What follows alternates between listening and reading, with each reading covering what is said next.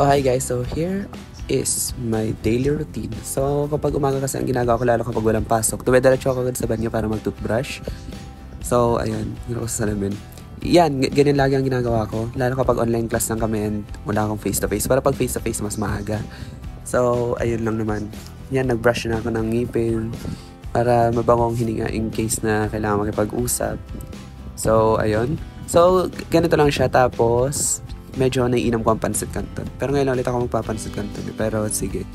So yun. Medyo matagal pala ito nakuha kong clip ng pagtututbrush. So, pag-uusapan natin dito kung ilang takal ng kape. Bakit? So ayun. Hindi, joke lang. Ayan. Medyo matagal. Tapos next naman, pupunta na tayo para kumuha ng pancit canton. Kasi nagkikrave ako sa pancit canton eh. So, ayan. Medyo mahaba rin pala yung clip na nakuha ko dito. Ano ba to? Hindi ko kasi in-edit na mabuti. So, ito pa rin napili ko. Masarap sana kung kalamansi flavor. Pero wala kasi. Yan na lang. Naka-mirror pala yung camera. So, ang una kong ginawa is, ayan, hinugasan ko na yung kaserola na pagpapakuluan natin ng pancit canton. Yan, kailangan mahugas mabuti. Kailangan malinis na malinis. Mahugas. Ano ba itong pinagsasabi ko dito? Ang hirap talaga pag voice over tapos wala kang script eh. Tapos next naman, kumuha na tayo ng tubig na gagamitin pagpakulo. Tapos yan, isasalang na natin siya. Then bubuksan na yung kalan. Baka sabihin ko bubuksan yung gasol, di ba? Yung mani-mani na naman.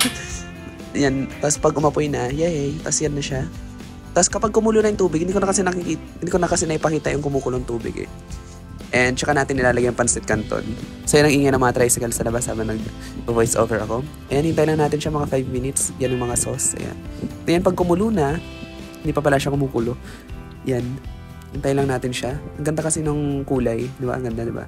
Tapos next naman na ginawa ko, para ayoko kasing umupo lang habang nagluluto. Kaya ang ginagawa ko, habang nakasalang, ay gumagawa na ako ng seasonings katulad niya. Naghahalo-halo na ako.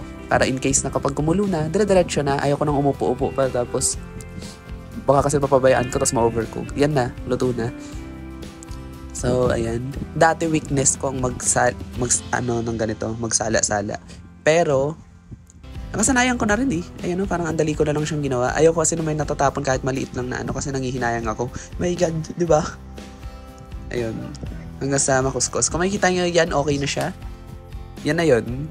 Yan, ready na akong kumain. So, habang kumakain ako dito, na-realize ko na wala pala akong cellphone na magamit kasi yung cellphone ko ginagamit ko pang camera. Ayun.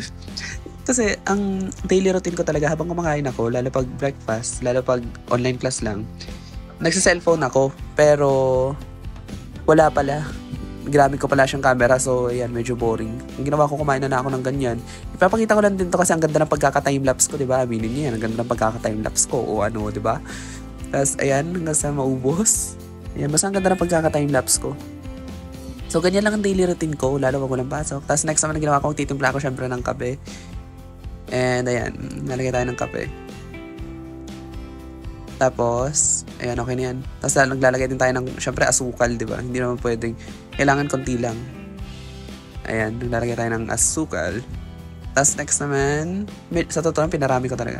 Ayan, kinuha ko na yung iPad ko kasi alangan naman inumin ko yung kape na naka-timelapse, so wala. Pero ang ginagamit ko talaga kapag ganyan, cellphone ko talaga, nagtitingin ako kapag may latest sa group chats, ganun, may kailangan akong ipasa na activities, may kailangan akong gawin for school, pero kagabi tinapos ko lahat.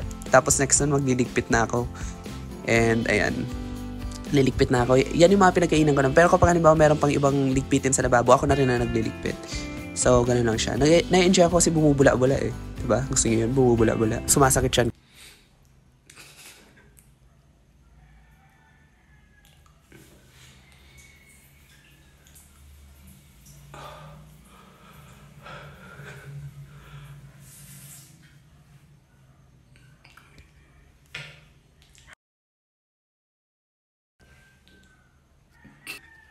Natapos ko maglabas ng sama ng loob, kumain ako ulit. Diba ganun lang yun? Kakatapos na mag-breakfast, so kain ulit. Syempre, dapat.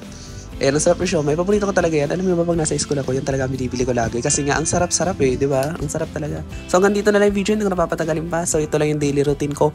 Bye guys. Thanks for watching this video.